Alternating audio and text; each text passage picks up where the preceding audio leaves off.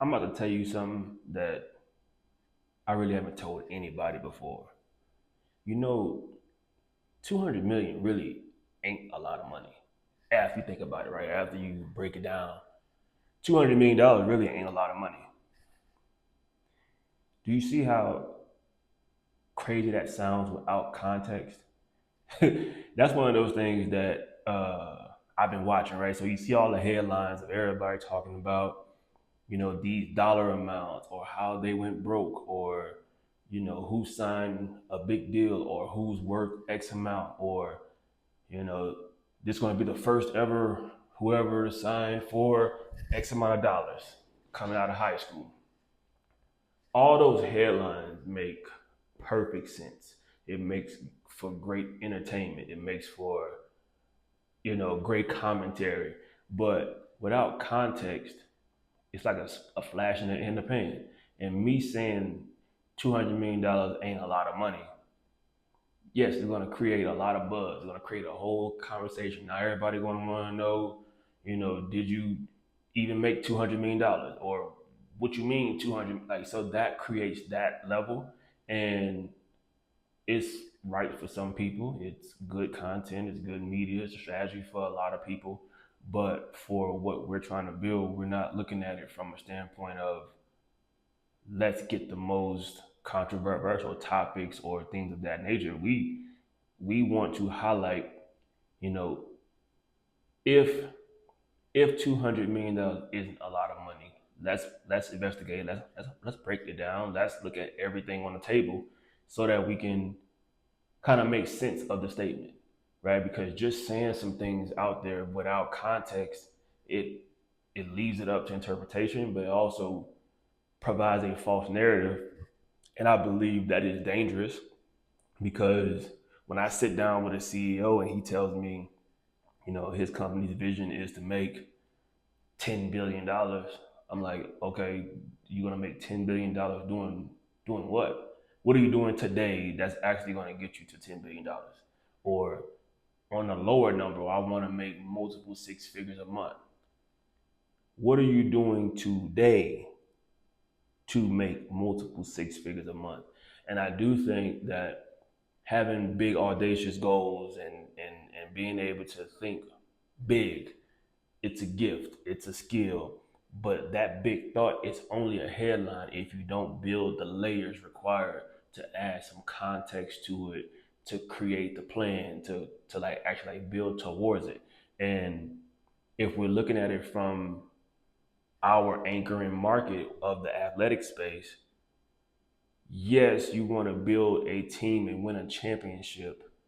Yes, you want to have the most impactful roster.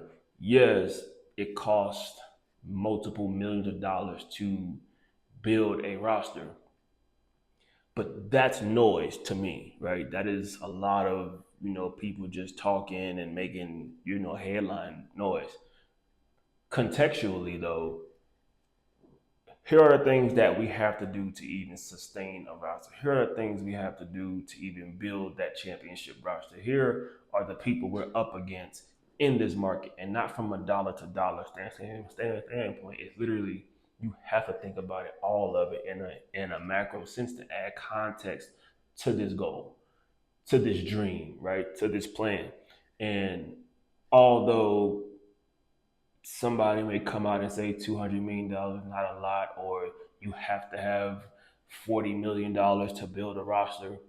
Those are headline noise. Let's add context to it. Let's pull the layers back. So in order for us to put this plan together, we have to understand: is this factual? Do you really need 40 million to build a roster? Is $200 million really not a lot of money?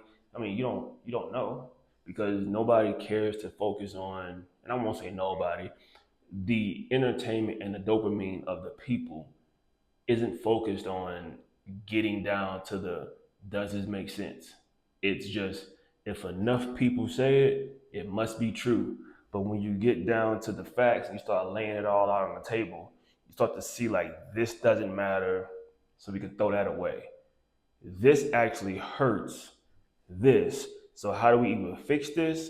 or convert this or get rid of it. And at the end of the day, when you get down to your most valid options, once you make this decision, you can go forward with confidence and conviction because you've already got rid of all the noise, all the headlines, right?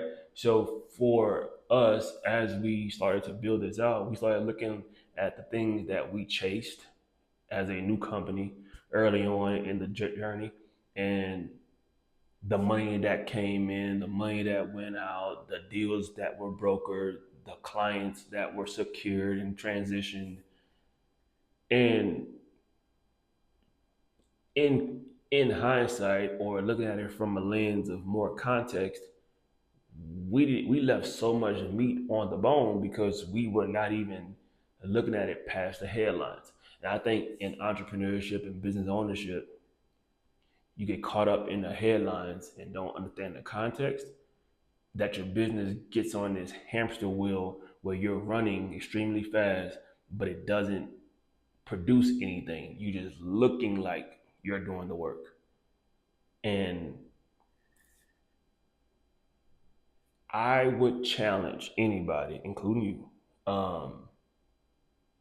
What are you willing to sit down and build and add more context to from a headline that caught your attention?